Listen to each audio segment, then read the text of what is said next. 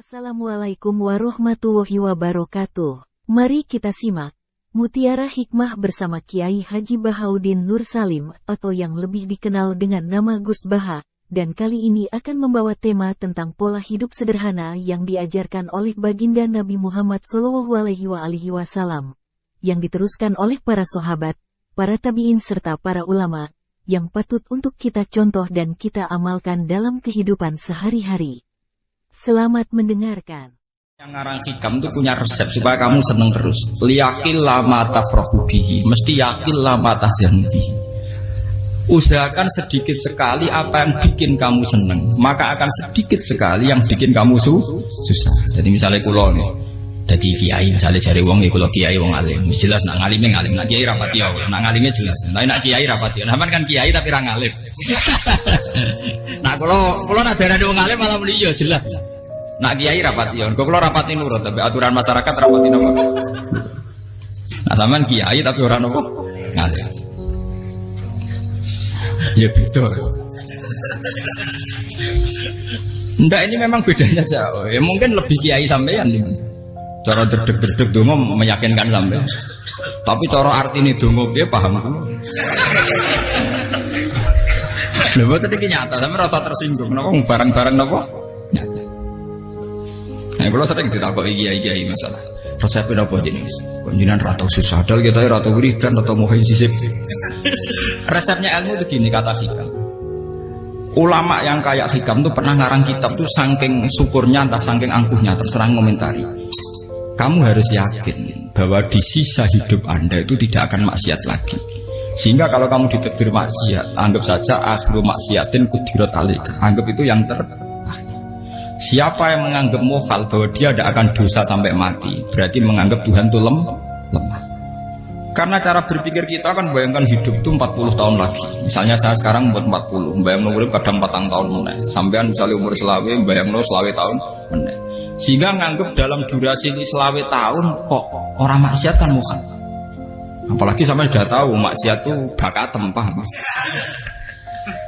Ya maksiat ya kelas-kelasan, nak bikin pacaran. Nak wong iso mau mah yo nakal, nak sing setengah soleh ya berbau proposal ya sesuai kontaknya dhewe-dhewe. Itu kan urusan masing-masing. Ya itu kan urusan masing. Moe waktu sabu ala wong ngono ora ono sing ro moe waktu sabu. Ala. Ngrobongan wali songo, mbok kangen wali songo, mbok golek selisih wae napa? Alam. Sing roh pangeran tiap. Mbok kangen wali, mbok golek selisih margin. Niku pokoke wae napa? Ya, itu kan urusan jenengan mbek pangeran to, mboten urusan kula. Tapi tetap saya sebagai ulama mengingatkan, niat itu ditoto. Begini, ulama dulu tuh ngitung hidup itu hanya 2 menit 2 detik. Sehingga dia ya gampang saja. Kayak imam, kayak kanjeng Nabi itu, ya Rasulullah kenapa tidak menyediakan makan untuk besok? Loh, saya tuh tidak yakin kalau hidup saya sampai besok. Ya sudah begitu cara, ya sudah tenang saja. Kalau sampean kan bayangkan hidup 4 tahun lagi, 5 tahun lagi, sehingga arah mangan ya wedi tenan. Padahal bolak-balik zaman cilik arah mangan ya tetep wedi. Jadi cara berpikir Nabi itu begitu. Begitu juga cara pikir sahabat, cara pikir ulama-ulama yang waras itu begitu. Loh, saya itu pernah melarat di Jogja zaman pertama merantau. Itu kalau sampai saya bilang, Gus kok tidak punya beras, tapi apa yakin nak sesuk urip Pak? Kowe buta mangan sesuk, anak sesuk ijek napa? Cara berpikir ulama itu begitu. Sehingga melihat maksiat juga gitu. Alhamdulillah aku ijek urip 1 detik, 2 detik, 2 menit. Sehingga hidup. Dan itu sudah cukup untuk lafadzkan la ilaha illallah. Makanya kata ngarang hikam, betapa murahnya Allah. Surga itu hanya bisa dibeli dengan 2 menit. Karena surga itu senilai la ilaha illallah. Miftahul jannah la ilaha illallah. Itu cukup 1 menit. Berarti surga itu regane mau 1 menit. Dan karena dia nganggap hidup itu 1 menit ke depan, la ilaha illallah, ya sudah. Dia ngitungnya hidup itu per menit. Kalau sampean kan enggak, per 10 tahun, per 20 tahun. Sehingga kriminal betul, cara pandang sampean itu kriminal betul. Sehingga bayang kudu di duwe, kudu di bojo, nak kiai kudu di pengaruh. Lah kalau saya enggak. Saya meskipun enggak sehebat itu, tapi mewarisi keilmuan mereka. Jadi misalnya saya jadi ulama, itu bayang di santri musito. Islam pokoknya ke Ahmadiyah ya gitu saja. Ya pokoknya ya sudah gitu. Orang bayangno santri sing pampinan takwa khusyuk salam tempel demen gelo, demen apa? Lo tanyakan santri-santri saya itu mungkin belum pernah nyuruh istri saya bikin kopi. Bisa dihitung. Karena saya itu sederhana saja. Misalnya saya pergi dari Jogja, ini yang nyata salah. Bayangno bojo gue semaca, gawekno kopi, buka no lawang malah kecewa. Seperti umumnya orang kan gitu. Semerantau aja tuh bayangno bojo gue nyuambut, digawekno kopi, digodhogno banyu hangat teman, bareng teko bojone wangep kukur-kukur. Karena tarifnya dia ideal, maka mudah kecewa kalau itu tidak terjadi.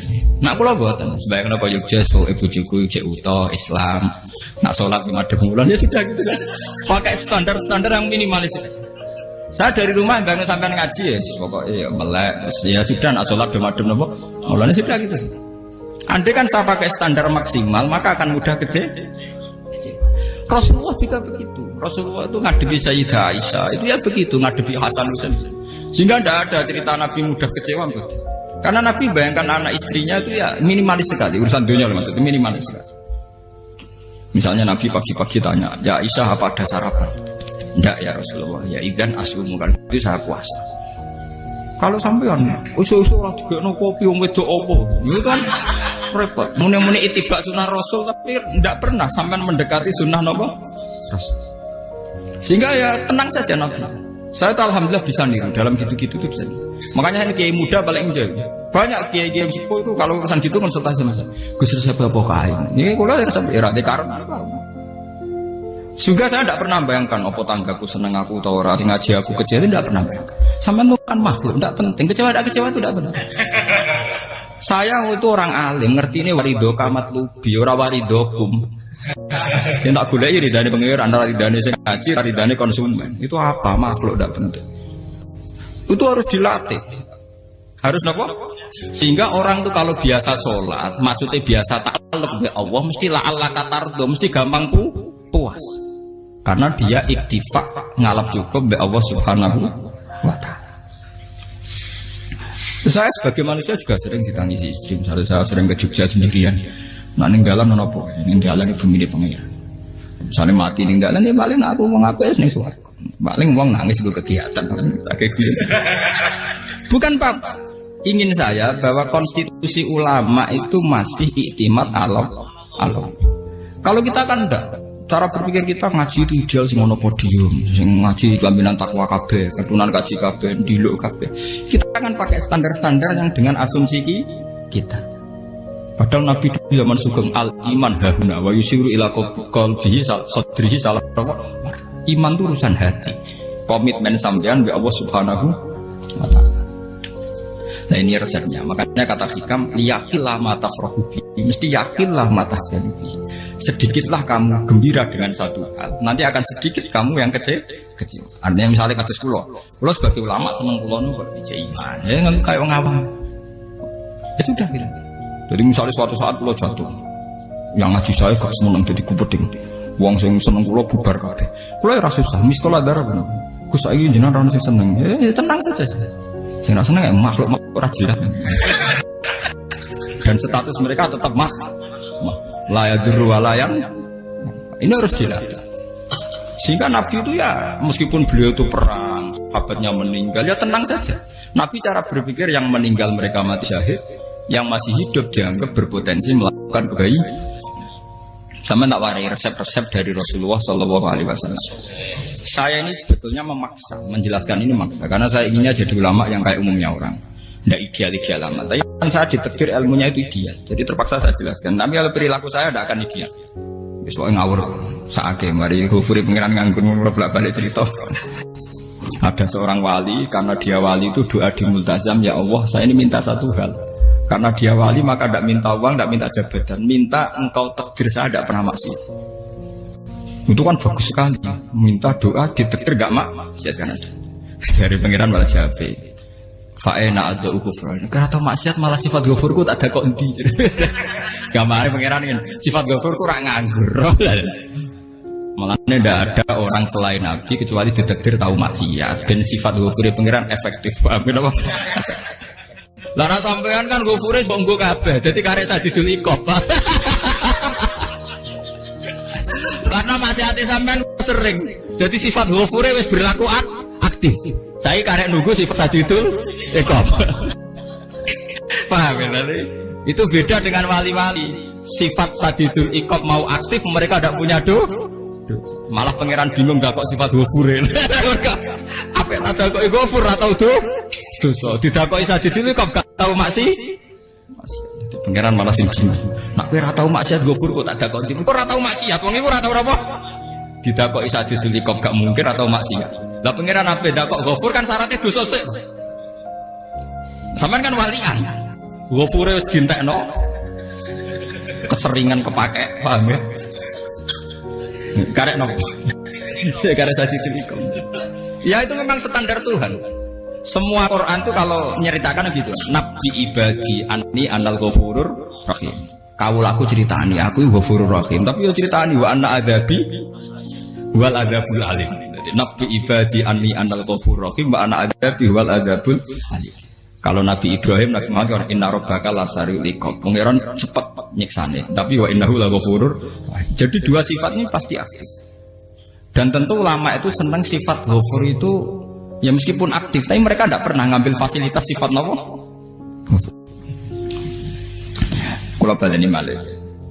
Sehingga kayak Sayyidina Umar radhiyallahu anhu ketika beliau pertama jadi khalifah, ini cerita di kitab Hayati Sahabat. Pertama dia jadi khalifah, orang mengira dia akan ngomong hal-hal yang besar, visi besar tentang negara, visi besar tentang izzatil Islam wal muslim.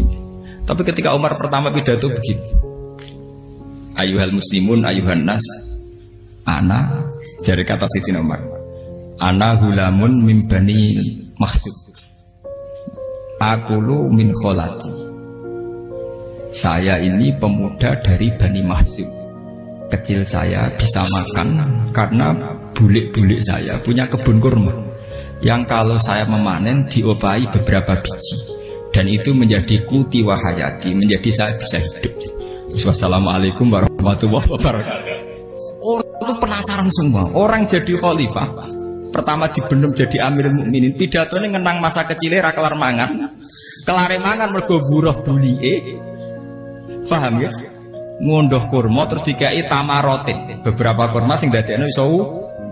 Dan itu saya pakai sampai ketemu Allah Subhanahu wa taala, saya pakai.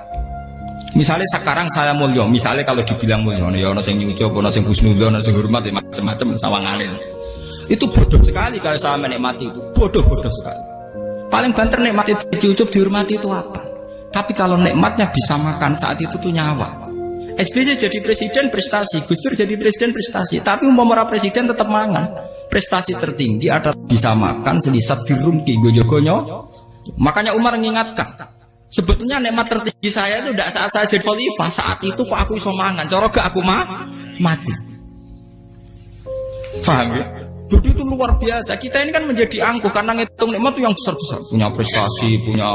Kalau saya enggak ngitung nikmat itu kelar mangan gak mati, kan gampang. Sehingga saya tidak mudah kecewa karena tarifnya minimalis, gak gampang apa?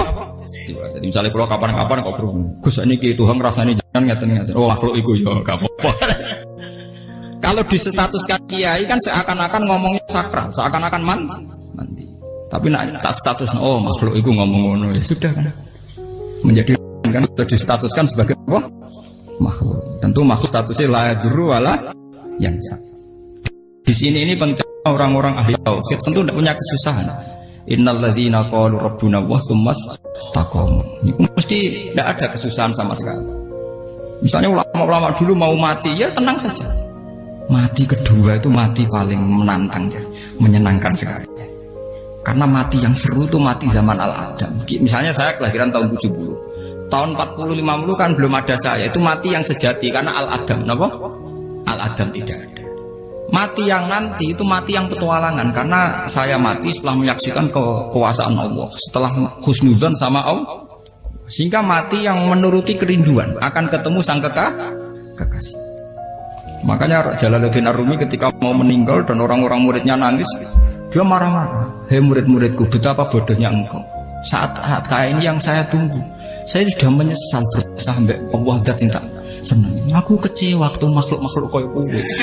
Saiki wis wayahe aku goleki kholik dak sing tak senengi malah mbok tangi. Cek bodhone kowe. Saat-saat sing tenteni malah mbok tangis. Betapa Kenapa aku lamanya menunggu kematian ini? Mergo hidup itu keterpisahanku mbek Allah, kemen ketemu kowe. Mulane Jalaluddin Rumilah yang mengistilahkan mati itu malam pengantin. Makanya fal'an awanus tirok minkum wa awan wisol habibi. Ini saat yang indah karena ketemu dengan berpisah dari makhluk-makhluk yang tidak penting menuju sama Habibi kekasihku. Jadi dia misalkan mati itu malam pengantin. Semenjak istilah itu populer sehingga di Jawa ana ngipi dadi nganten takwilane mati. Itu filosofi sufi, ya filosofi napa? Lah niku begitu juga sahabat-sahabat dulu. Bilal mau meninggal, anaknya do nangis. Bilal lagu ya. Ditanya sama anaknya, kenapa anak-anak kamu nangis? Dan jenengan badhe kapundhut. Aku malah seneng nang mati. Hudan nalqal akhibah Muhammadan wa hisbah. Aku nak urip ketemune mbek kowe terus. Malah nak mati ketemu Nabi Muhammad. Hudan nalqal akhibah Muhammadan wa hisbah. Nah, dengan cara pandang begitu maka hidup itu enjoy saja. Ya saya sebenarnya keberatan pakai kelas ini, keberatan karena saya harus ngulang sampean-sampean. Ya makanya potensi kayak saya tentu mengurangi jadwal ketemu. Makanya saya mohon kalau tidak penting itu jangan sungkan. Anggap saja itu bagian dari hormat saya. Ya minimal sampai anak misalnya di dua saya ketemu gue jajan pentol nah apa mau kesuwan bareng malah repot. Wes ganggu wong anak peleleran pak. Nah misalnya sampai kepentak kok hukum, uang nak pinter, hukumnya takokan ya ringan, takok kita tanggam paling bisa. Karena pertanyaan yang ringan tentu ya ringan-ringan saja. Gak perlu kiai kali ber. Sampai rasa GR, lo pertanyaannya angel Gus gak ada sing iso jawab. Uang nak ralim tasbih, ku pertanyaannya ya ora patimu tuh. Iku wis kangelan ngoten. Ini buat terngenyek tapi podo enak. Podo apa? Makanya kalau latih. Jadi hikam sendiri itu ada manhaj, ada metode. Kalau orang supaya tardo, yakin lama tafrohubi, yakin lama tahsen. Anak saya itu kalau habis main pulang, itu saya senengnya pol. Istri saya pernah jangan.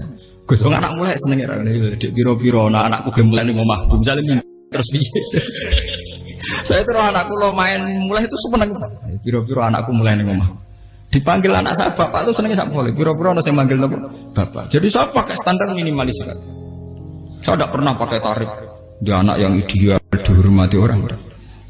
Mungkin buat anakku sujud nih pangeran, ngerti pentingnya mau tasbih. Makanya anak saya tak namakan tasbih semua. Itu ya sudah selesai. Saya tidak pernah bayangkan anak saya jadi kayak besar dihormati cuma. Mari gampang kecil. Ya, saya kan Sayyidina Umar. Saya pemuda dari Bani Mahzub. Yang kecilnya bisa makan karena buruh bulikku. Akal tuh tamarot. Wah itu saya baca tuh nangis. Betapa hebatnya Sayyidina Umar. Mengingatkan ulang bahwa nikmat tertinggi itu ya makan karena makan kaitannya nyawa. Orang jadi bupati enggak jadi bupati tetap makan. Jadi kalau ngantin saya tarifnya minimalis kan. Nah, kalau orang sudah makan gitu lah Allah kata termudah sekali. Tapi kalau sampai tarifnya ideal harus di mobil kudu sangune akeh. Mosok gue mobil gak sangu akeh. Barang gue sangu akeh kudu gue penderek. Mosok kere lunga juga kok tanpa penderek. Nang penderek maju. Mosok ora kena dikeloni jadi malah repot. Akhirnya gue wong ayu. Harus selingkuh dari sing we itu perkara meneh. Wong ruwet nuruti tahapan-tahapan duniawi makanya resep kalau ingin itu kon sholat. Maksudnya sholat itu dihayati secara tauhid ya. Dihayati secara tauhid. Misalnya innal sholati wa nusuki wa mahyaya wa mamati lillahi rabbil alamin. Itu akan pasti Allah katar pasti mudah melihat alam ini ridho. Ini satu sekelumit ya, di resep orang ulama yang saya meniru beberapa di kitab Hayati Sahabat, di kitab Hikam dan meniru terutama semuanya sanad dari Rasulullah Shallallahu Alaihi Wasallam. Hanya suatu saat Nabi itu kagum. Abdullah bin Mas'ud itu jalan dan dikawal oleh beberapa malaikat. Terus Nabi itu heran. Ya kenapa kita tuh selalu mengawal kamu?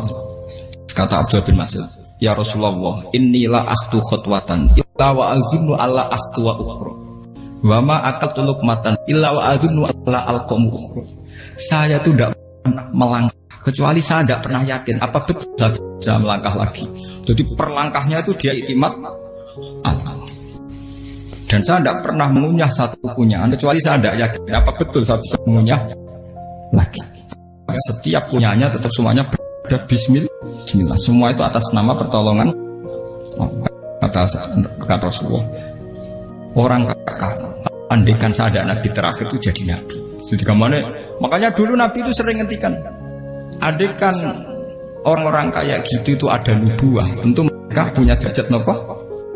Nubuah. Jadi tidak jadi nabi tapi punya derajat apa? Nubuah. Lah orang yang cara berpikir gitu tentu tidak khawatir apa yang hilang dari dirinya, karena dia berkontrak dengan Tuhan hanya per menit per detik. Kamu punya resep al-mu'min yusiru sana Allah ayakuna li nafsi dzakiron. Seorang mukmin yang sejati tentu kontaknya dengan Allah Subhanahu wa taala dan dia tidak pernah ingat dirinya sendiri. Kayak sampai pas umat tapiil, Allahu akbar, Allah maha besar, subhanak. Selalu ana wong ngrasani itu masuk lali utange barang iku. Tapi yang jelas kan menjadi enjoy dengan dirinya sendiri. Paham ya? Menjadi enjoy dengan dirinya. Karena dia tidak sering punya kontrak dengan makhluk. Nah ini maksudnya Allah apa? Janganlah Allah kata kamu pandang. Apa nak sholat terus kabul kaja. Apa nak sholat terus untuk duit ya ber. Karena cara pikir iso aja nak duit ya. Dan ini resep ya. Dan resep ini dari ulama-ulama yang istinad ila Rasulillah Shallallahu Alaihi Wasallam. Karena kalau Nabi itu memang cara pandang. Aisyah itu pernah ditanya. Ya Aisyah, saya ini ingin makan. Apa daging yang dari sahabat ini masih? Wah ya Rasulullah sudah habis karena tak kasihkan tetangga. Itu Nabi tidak marah-marah, malah bilang, kamu benar Aisyah. Biru yang kamu kasihkan tuh yang masih. Kau nak daging dipangan dewe kadang nuruti nafsu. Nak dikekno wong sudah kau nuruti perintah pengen. Jadi kanjeng Nabi beneran Aisyah. Dagingnya mijek. Mau kalau nanti yang malah ijek. Sing bogo sudah kau malah sing ijek. Cara berpikir Nabi itu begini. Tapi tahu-tahu disederhanakan sunnah Nabi ya serbanan. Lah itu kan ya memang itu bagian dari sunnah Nabi, tapi sunnah seharga 10.000. Paham ya? Ya monggo mawon sampean sunnah Nabi serbanan gitu, tapi itu sunnah yang bisa dibeli dengan murah. Hakikatnya sunnah Nabi itu rata-rata bentuknya perilaku. Napa? Zaman delok dawuh Aisyah tengene tibak berjanji kana khuluquhul Qur'an wa shimatuhul ghufran yansahu lil insan wa yafsahu fil ihsan wa ya'fu 'anil dzambi idza kana fi haqqihi wasababi. Kana khuluquhul Qur'an, nabi ku akhlak dasare wis kaya Quran plek. Urusane akhlak. Wa shimatuhul ghufran, ciri utama sifatnya nabi gampang nyepuro. Yansahu lil insan, dan nabi punya niat baik pada seluruh manusia. Wayaf sahufil ihsan, sering melakukan ihsan. Dan sunnah Nabi ngoten kan luwih sering kula Quran ya wis hafal mulang. Wasimatu Quran kula gampang nyebut sampean ngaji angop ora tau tamu. Yang sahulil insan kula bedina nate tiyang mulang. Wayaf sahufil ihsan tak ge gampang. Kula mulang ora tau. Itu sakmene kudu podium kudu wong dilo ya ora. Pokoke akhir kiamat dia ya madhep mulon ya sudah. Loh itu kan dawuh Aisyah ketika ditanya kaifa kana khuluqu Rasulillah. Dan itu semua dijawab oleh ahwal, oleh sebuah perilaku. Tidak ada Aisyah jawab nganggo atribut. Oh Nabi itu jubahan, serbanan, tidak ada itu. Memang itu sunnah ya, itu sunnah kan jangan salah paham ya. Tapi itu sunnah yang tidak dijawab oleh Aisyah. Sunnah yang sampean jawab sendiri paham. Aisyah yang istrinya Rasulullah ketika ditanya kaifa kana khuluqu Rasulillah, beliau jawab kana khuluquhul Qur'an wa simatuhul ghufran yansahu lil insan wa yafsahu fil ihsan. Semuanya akwal wa ya'fu 'anil dzambi idza kana fi haqqihi wa sababi wa idza dia haqqu wa lam yakun li ahadi mar'ahu badihatan haba wa idza ta'ahul miskinu ajaba yaqulul haqqa walau kana murra wa la yutmiru lil muslimin hisaw wala. Semuanya itu akwal, satu perilaku sosial.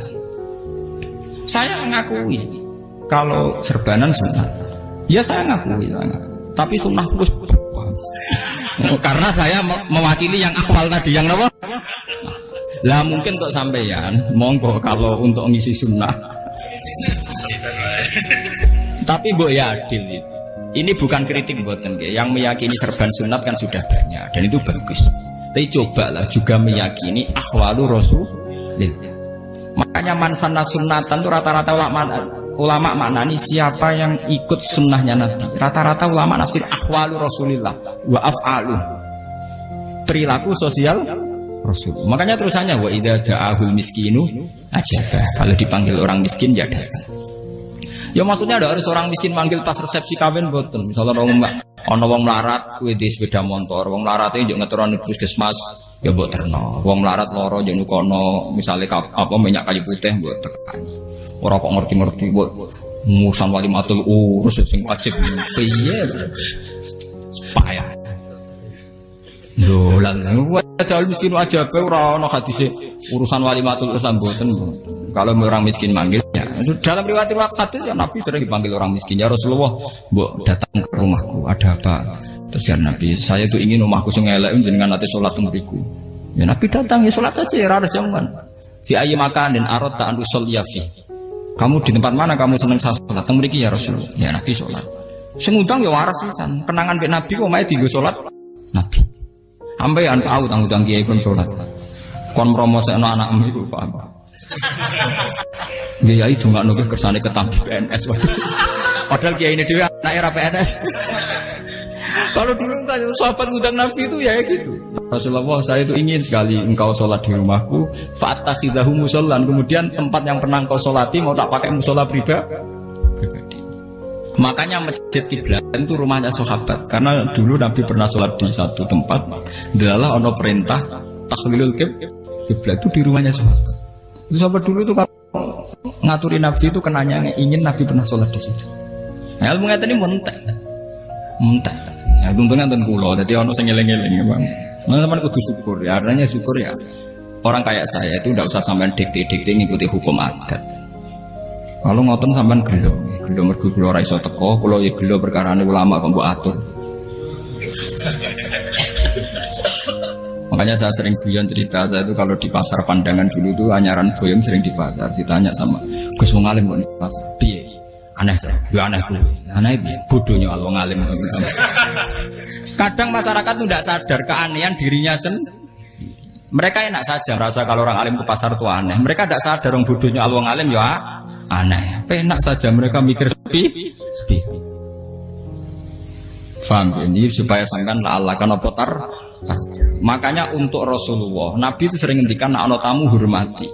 Tapi etika mertamu di Rasulullah itu walakin idza du'aitum. Mertamu Nabi itu nunggu ditimbali. Walakin idza du'itum du'iya mabni majhul. Ketika kamu ditimbali fat. Jadi ya ayyuhalladzina amanu la tadkhulu buyutan nabiyyi illa ayyudzana lakum. Jadi untuk sowan Nabi itu nunggu dipang. Ya, meskipun sahabat tuh rindu Nabi, tidak berani sowan ke dalamnya Nabi. Kalau ingin ketemu Nabi di barno pas sholat jamaah, karena Nabi pasti keluar di mas. Andai kan Nabi lima tamu di rumah, ya sudah jadi Nabi. Aman nompo tamu. Demikian mutiara hikmah yang telah disampaikan oleh Kiai Haji Bahaudin Nur Salim. Semoga bisa kita amalkan dan menambah keimanan serta ketakwaan kita kepada Allah Subhanahu wa Ta'ala. Amin amin ya robbal alamin. Wallahul muwafiq ila aqwamit thoriq. Wassalamualaikum warahmatullahi wabarakatuh.